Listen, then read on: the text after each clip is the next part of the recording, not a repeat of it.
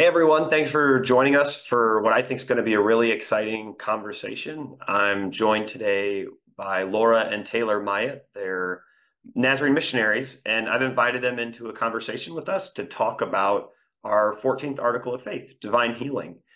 I think once you hear from them, you'll understand why they're a great couple to ask about this. And I'm going to give it over to them to share a little bit about who they are and where they're at right now and what they do. Yeah, we're Taylor and Laura. Laura is an OBGYN doctor.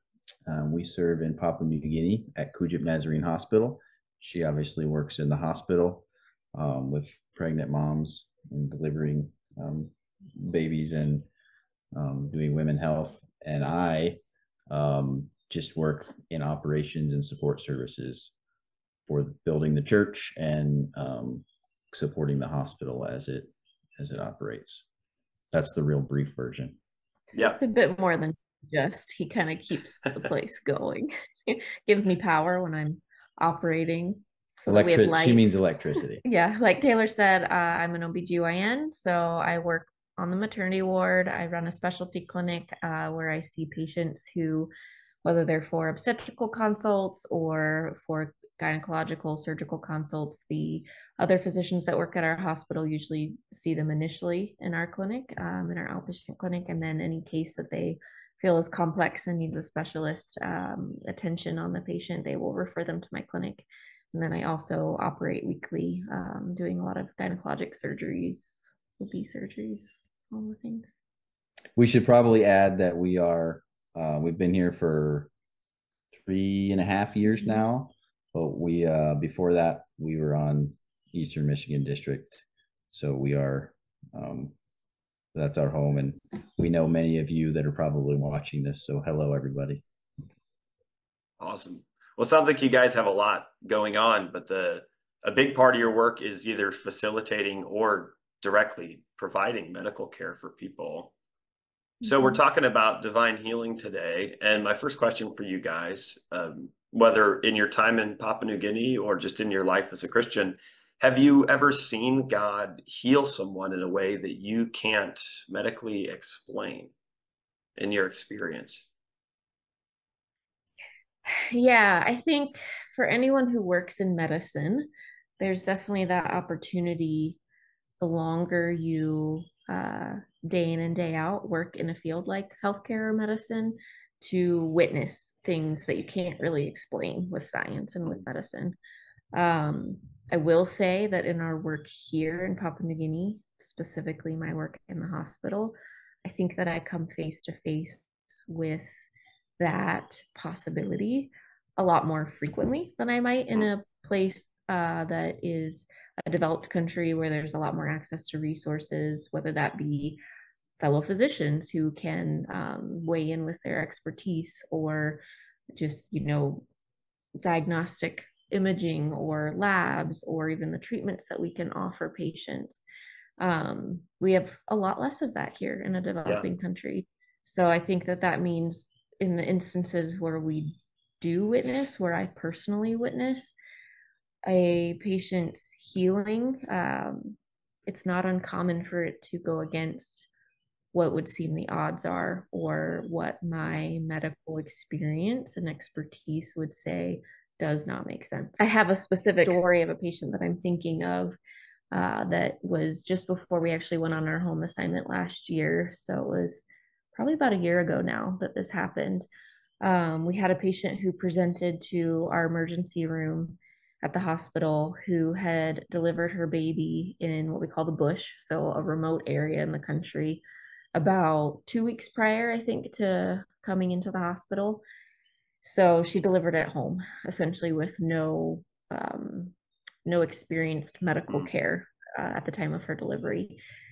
By the time she came to us, her baby had already passed away from complications after the birth that weren't incredibly clear, but mom herself was suffering from a terrible infection. What we would call in medicine, she was in septic shock. She was pretty much unconscious when she came in. And we, like I mentioned before, we don't have a lot of resources. So we gave her everything we could. We gave her blood, we gave her antibiotics to treat her infection. We did surgery for her. But my medical experience would say, based on the other women that I had treated up to this point, 2.5 years into my time here, who had come to our hospital in similar situations, I had not yet seen a single woman survive. So every day when I would come onto the maternity ward and I would round on her, um, I had that in the back of my mind. I had that experience that was kind of just my logical side of my brain saying, I know where this is going. Her kidneys weren't functioning, they were shutting down, and she was still relatively comatose. After her initial surgery, she did really slowly start to make some improvements. I think she spent about 2 weeks with us. And just I remember day after day coming onto the ward and thinking, I'm amazed that she's still alive. We're just giving her fluids and antibiotics in a bed, and praying for her, obviously. But eventually she was stable enough. She survived, and she was stable enough to let her go home. Wow. But her mental state was still not fully recovered. And I remember telling her family, I don't know what the prognosis will be for this young woman. Yeah, there's not a lot of textbooks out there that can tell you what to expect for a situation like that. She returned to my clinic about 2 weeks later for follow-up. And when I walked into the room, I didn't recognize the woman that was sitting on the table in front of me. She looked like a totally different person, and she was completely normal, was fully healed. And there's just not a lot that can explain why that happened or how that happened, with just the very basic things that we provided for her. Yeah. Yeah. So Laura, how does seeing that affect you in the work that you do kind of every day? Like those times that defy the odds where God does something bigger than your expectations. How does that affect you as you keep working and providing medical care? Oh, yeah, I think we'll get to this at some point too. It's often balanced with the cases that we don't understand, of the people that we have hard diagnoses that don't improve or that pass away. But I will say, either way that you look at it, whether it's a case of divine healing or a case where maybe you don't understand why that healing didn't happen, I think that it forces me as a Christian to confront um, my faith and my views of who God is and what I believe scripture to say on a very regular basis. I think sometimes it's easy in a place with more resources. You know, if I was working in the United States and I had more resources at my disposal, it'd be really easy to just say, well, look at what our medicine did. Yeah. Look at what our actual physical medicines or our surgeries or, you know, the various things that we can offer this patient. Look at what these did. But in a situation like this, it's very easy to say, I don't think I did much. I think there was a lot of God's providence in this situation. Yeah. Taylor, do you have anything on that first question about, have you seen anything that just goes beyond what your expectations or understanding would deem possible? Yeah, I was going to say I have seen a number of things that I can't healings that I can't medically explain, but I can't medically explain a whole lot because I'm not medical. So that's really not that's surprising. I think, you know, Laura's testimony as a doctor and knowing the science and the medical side is, yeah, that's just powerful. And I just enjoy getting to listen to those stories and experiencing them secondhand, I guess. Yeah. Well, wonderful. So we talked a bit about this last time we were together in person when you guys were visiting us, that the spirituality in Papua New Guinea, you know, they kind of spiritualize a lot of their experience in a way that in the West, we like to blame it on other stuff we can explain all the time, right? So the people you work with at the station or in the clinic, do they see the work that the Church of the Nazarene is doing in Kujip as divine or spiritual? Like, is that their perspective when they come into the clinic and get help? Um, yeah, I think that is a big part of their perception of the care that we give. I think some ways it's humbling, and I almost feel a need to step in and say, it's Mm, not all me. I think that knowledge in a lot of ways is power, education is power. And so for a lot of my patients who don't have education of really any form, um, to have a physician who has come in from another country that is they know is a developed country that has a lot of resources and access, and that brings education. um, it's not uncommon for me to hear when I tell a patient, okay, well, we have this option or this option, and you can help me decide what you want to do for your care. It's not uncommon for them to say, we have the power, doctor. God has given you the power, and we want mm, you to decide. And there's certainly a level of respect that I have for that. But I also know that I am not God. And even though God has given me education and gifted me with that opportunity to be educated and to bring that to care for these people, um, I think that there's a little bit that is maybe over spiritualized in the care that we offer. I don't know if you would Yeah, have and I something to think add to that. that's I mean, it's quite the contrast, really, when coming from a Western culture like America, in where we feel like we can and should be able to explain everything, yeah. right? And we have science, and if we can't, then we find a way to explain it. And a lot of that just comes from all of that education. And but when you come to a place like PNG, and the history and the culture here is more spiritualistic. So for a long time, things have been explained spiritually.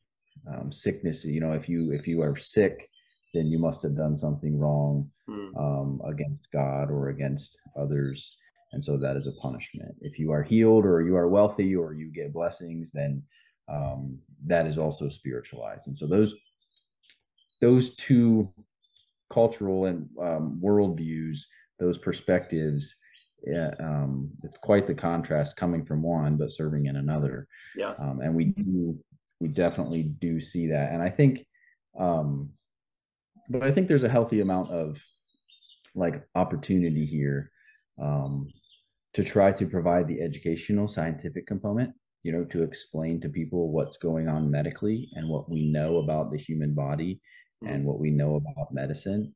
Um, but to also acknowledge, that we can't separate that completely from, who we are as relational beings and who we are as God's children, mm, and spiritual beings, right? And so tying those things together in a healthy way, um, is, yeah, is a important part of what we do. And it's nuanced and yeah. it's difficult, and we're not always the best at it because we come from one place and we come from one perspective. But I But think on the other side of it, I think there is a gift that we receive in being here and being in a culture that does have such a strong focus on spirituality. Yeah. Because I think sometimes in a Western culture, it's easy to forget the existence of Satan and Mm, of his attempted work in our lives, or his successful work in our lives. And so I think in a culture like this, there's a lot of respect given to that. And I think, especially in a place where you don't have as many resources at your disposal, I mean, prayer is one of it's our biggest resource and weapon um, to use. And lately I've also been going through a Bible study on the armor of God.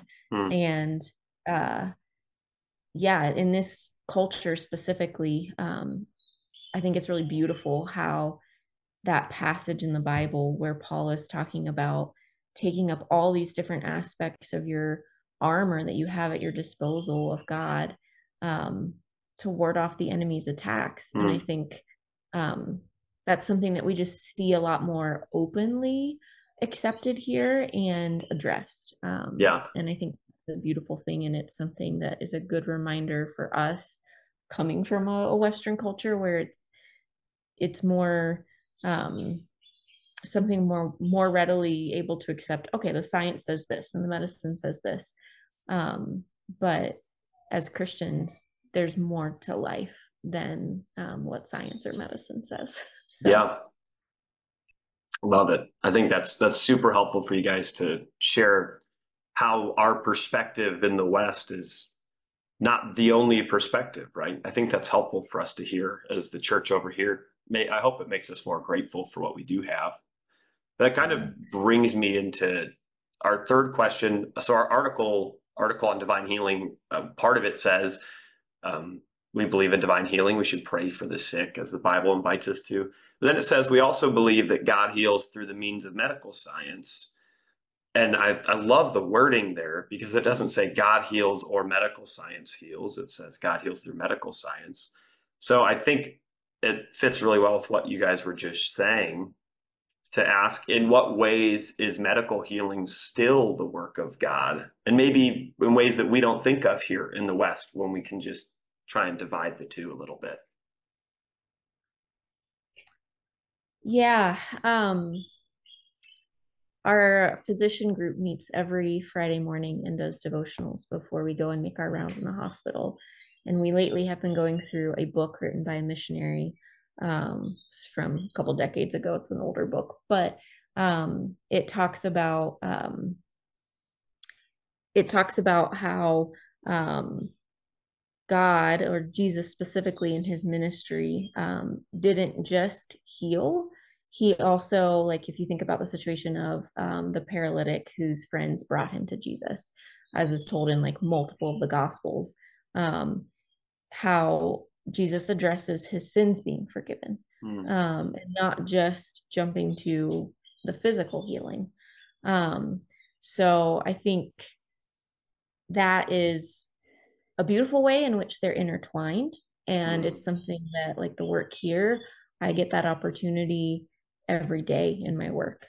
I actually just had a patient this week who, through modern medicine and science, I was able to do a procedure on her, get a pathology result that says she has early, like not even quite stage 1 cervical cancer. It's like the closest thing to pre-cervical cancer that you can have.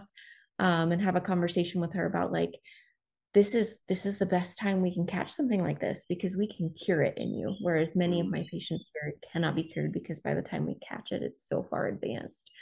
But then just kind of feeling the Holy Spirit at the end of that conversation prompting me to delve a little further with her and say, you know, where are you in your walk with Christ? And her openly admitting, you know, I used to go to church. I used to have faith, but I have kind of backslid, essentially, and pigeon is what she said to me.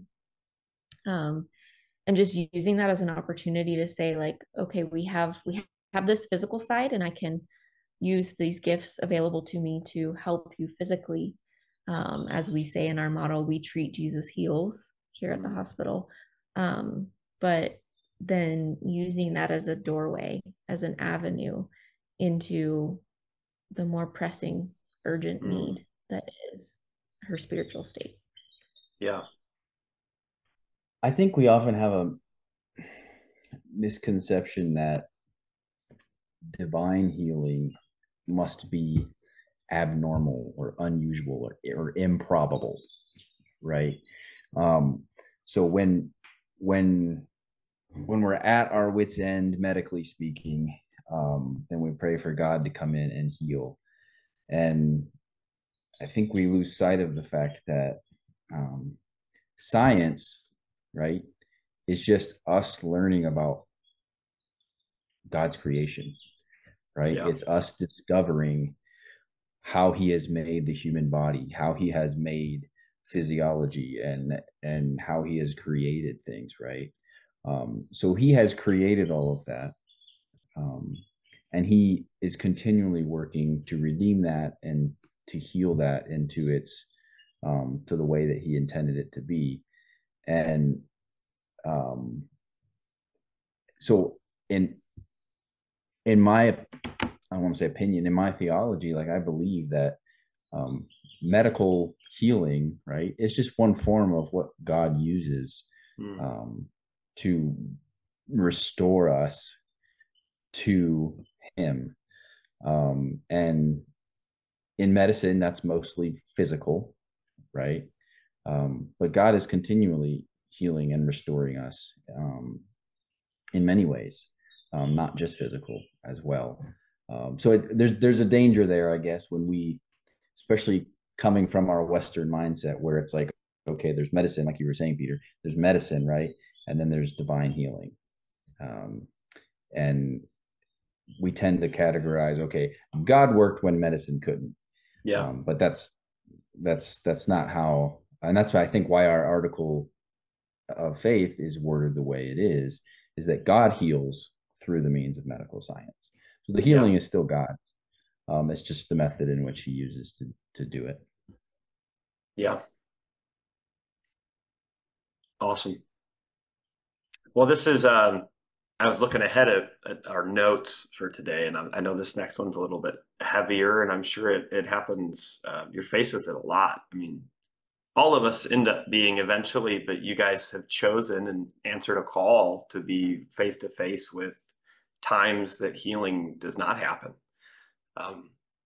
And you guys knew that going in, but it doesn't make it easy. So I guess my question for you is, what do you do as Christians when prayers for healing, and I guess also work toward healing, doesn't go the way we want it to? How do you guys process that as Christians when healing doesn't happen despite your prayers?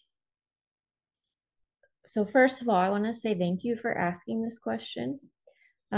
Separately from our work as missionaries, my father passed away while I was in my medical training, my residency training, while we were actually in Michigan.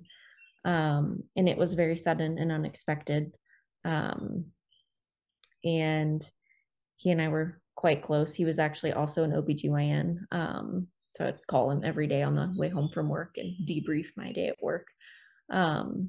But I just remember going through a period after he passed away where I felt very strongly that the church at large in the US and culturally where we are is one that doesn't always maybe give the best recognition to those times. I remember thinking, obviously grief and loss is hard no matter what the situation. But specifically my situation being like kind of unexpected and traumatic, I remember thinking, there was never an opportunity for healing with the way that he passed. So just struggling with how I felt like the church didn't often address it. So that was my way of saying thank you for bringing it up, because I think it's important. I mean, it's a fact of life. And in our work here as missionaries at a mission hospital, yes, I personally am faced with it on a regular occurrence. Yes. There's actually, it's easiest for me, I guess, to talk in stories. But there's a specific story of a patient who, in my first year that we were here, she is the first patient who I remember praying as fervently as I did for her. She came in quite sick, pregnant, and we caught it and we delivered her a little bit prematurely so that we could help her improve. Baby did okay. And the natural process of the disease that she had would say that she should get better after she delivered. And she did. The first couple of days after delivery, she was improving enough to actually say in perfect English, which most of our patients don't speak English, but to say, "Thank you for saving my life." And 2 days after that, she passed away. That was hard.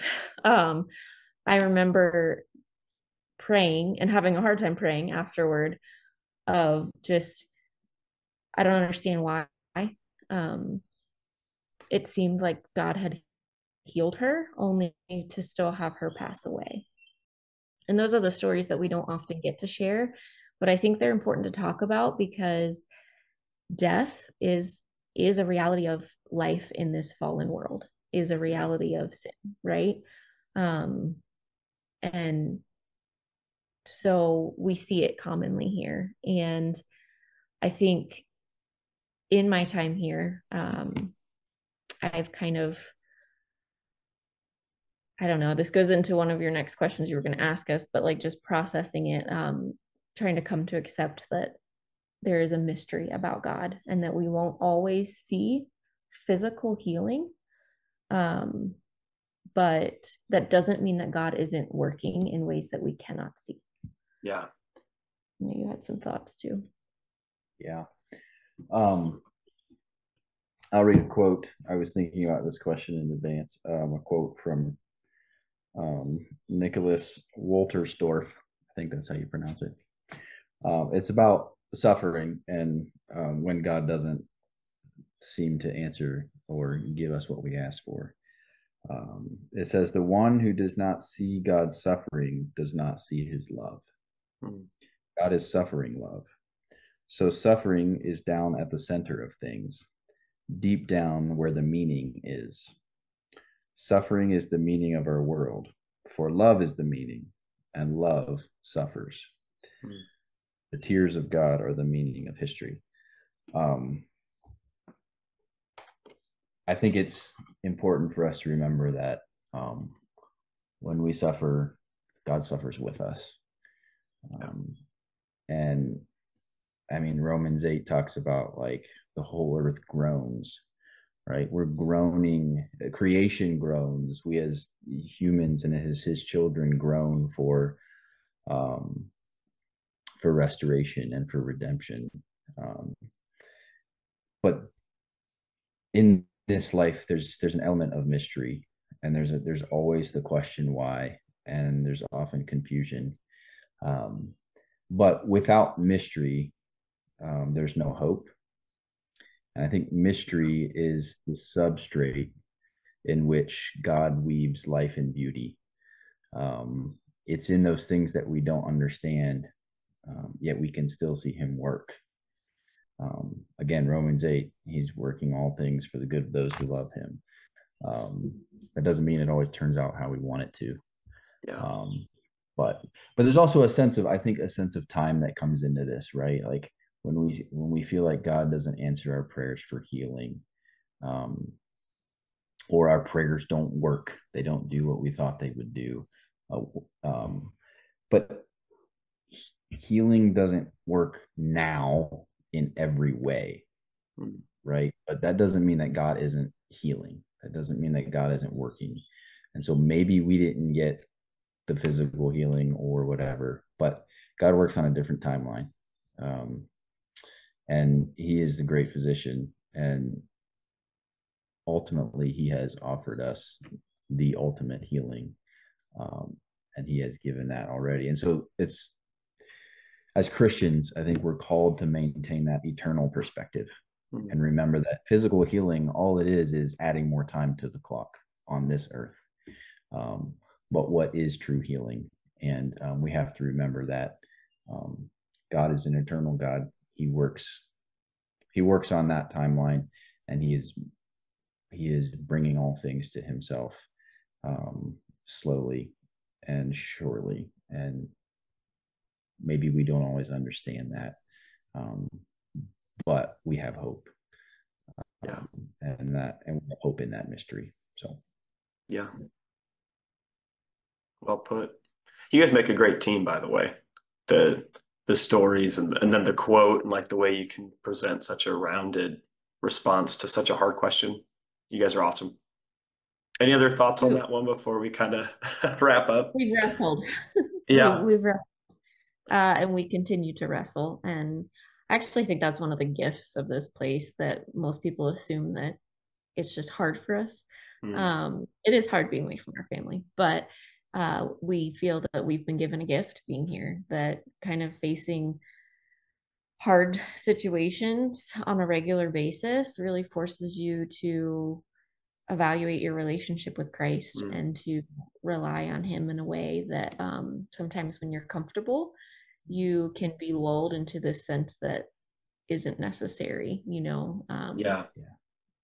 Sometimes I say if you haven't been out of your comfort zone in a while, then you probably should look into stepping out of your comfort zone. And I think one of the best ways to see God work is to stare suffering in the face. Mm. And that doesn't mean that you have to suffer yourself, but put yourself in a situation where you're walking with somebody that is. Find those people. They're everywhere. Sometimes they're, right across the pew from you at church, or right across the street, or right across the office. Well, and it's an easy avenue to talk about physical suffering, but I mean, we know that suffering takes many forms, right? Yeah. So, Yeah. But it will shape you and it will mold you, and God uses that um, to help you understand better who he is. And we have experienced that here on the mission field, and that's one of the reasons why we love it, even though it's really hard some days, is that God, God has shaped and formed us in ways that we never expected, Yeah. um, through some of those experiences. Yeah. So you guys have tiptoed into this last question, which I think is great. It just came up naturally. So it's a good place for us to wrap up. But what has God taught you about healing? The idea of healing through your time in Papua New Guinea? I think for me, one of the biggest things that he's taught me is about the mystery of Mm. himself, that he is God and I am not. And I've had to wrestle, like I said, with prayer, what that looks like. Do I always pray for physical healing? Do I pray for the closeness of God? Do I pray, like, Mm. what do my actual prayers look like? Um, but also at the end of the day, just trusting that there's a mystery about him and that he is God and I am not. And that, even if I pray healing for a patient, that ultimately their life is in his hands. And whatever that looks like, if that looks like they're healing from whatever their current ailment is, or if that looks like more of a spiritual side, um, and not being relieved of their physical ailment. Um, so I think for me personally, a lot of it is just like knowing that there's a mystery about God um, that is just for me to have faith and trust. Yeah. I think for me, there's two-part answer to the question, about what God has taught me about healing. First, for example, define healing as I'm sick and I need to be better by next week, and I pray for that. Then that puts God in a box, and our God is much bigger than that. But if I start to understand healing as being drawn towards Him, not just physical healing from sick, but a more holistic view of healing, then my mind and my heart is open to who He is, and I can Mm. see that my God is bigger, and I continue to see that. The more and more I understand that we tend to glorify our physical lives, right? And we believe in the sanctity of life, absolutely, and that's important. That's an important value, but we are spiritual beings, and we have life outside of our physical bodies that God has given us. And so continuing to maintain that perspective as we think about healing is very important. And the second thing about healing is just that it takes time. Sometimes quick, immediate healing is really sometimes just weak healing. Mm. Best example I can think of is if you go out in your backyard, right, and you cut your grass. The next week, that blade of grass that you cut is going to be back, right? Supposedly healed, but it is still a weak blade of grass. Whereas if a tree gets cut, next week, you still might not see any green from it. But over time, it will resprout and it will grow new limbs, and those will be much stronger. But that takes time, right? And healing, I think, works like that. And so God calls us to patience and to trust in the context of healing. And the more we can trust and wait on his timing, then I think the more powerful and impactful healing can be in our own lives. Well said, you guys. Well, this has been a really helpful, and despite the challenging nature of the conversation, I think it's been a really hope-filled conversation as well. I appreciate, and we appreciate you joining us and sharing your heart and the way you're seeing this stuff lived out from up close that maybe we don't see quite the same way. It's really a gift to the church. And I hope that this has been an enjoyable time for you guys. I know it feels like a big ask to have you stay up late. For those of you guys who don't know, it's morning. It's almost 9 a.m. in the States, in Michigan, but it's almost 11 p.m. in Papua New Guinea, and you guys were working today. So we love the opportunity. We certainly, I mean, we're passionate about this, so we appreciate the opportunity to share with you all. And, you know, if people want to have follow-up questions or reach out to us at any point, we're happy to hear from you all. So, yeah. Before, I'm going to end with asking you guys what's giving you hope these days, which I'm flagrantly stealing from our general superintendent, Scott Daniels' podcast. But is there anything you guys would like to share for the people that'll be watching this on YouTube later? Like, do you have a blog or a way for people to follow you? Or when are you coming back to Eastern Michigan, right? Like, I don't know if you're allowed to say that, but is there anything you guys want to keep us in the loop on? Yeah, all good questions. Myattsinthemidst.com. That's our website. You can sign up for our newsletter there. You can give, you can read our blogs, all of that kind of stuff. So find all your info there. You can also follow us on Facebook, but some of us post more than others. So, but you can sign up there and find out more information there. We hope to definitely see you all. It won't be this year. We're tentatively possibly thinking end of next year, but we can't make any commitments right now. That's too far out. But yeah. Awesome. So Taylor and Laura, what's giving you guys hope these days? Oh, easy answer for me is our daughter, Evelyn. Yeah. She's been a joy, and she has taught me a lot about God. So, and Papua New Guineans just love children. So anytime I take her on rounds with me to the hospital to see my post-operative patients. And I'm pretty sure most of my patients are more excited to see her than me. Awesome. I would say some of my brothers here, we just got out of 2 hours ago, just got out of our men's group meeting, and just knowing that we can walk through some of the hardest stuff I've ever had to go through in life with people that with a close-knit community and a fellowship of believers, and the church being the church.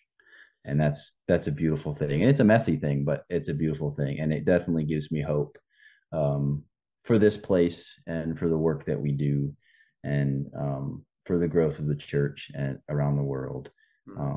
Is that ultimately, I think we're based in that, having those core group of people in community to be able to share life with. And that gives me a lot of hope.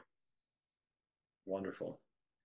Well, Laura and Taylor, thank you so much for your guys' time and for your guys' work for the kingdom and your work in Kujip and for the Church of the Nazarene. We appreciate you joining us. Follow them, myattsinthemidst.com. Check their stuff out. They have awesome blogs that they write. And if you want to see, if you're watching this as the full-length interview and you want to see the sermon that kind of went around this, that should also be on the Centerpointe Church YouTube channel. But Taylor and Laura, thank you guys so much for joining us, and may the Lord bless you and keep you in your ministry. Thank you. Thanks.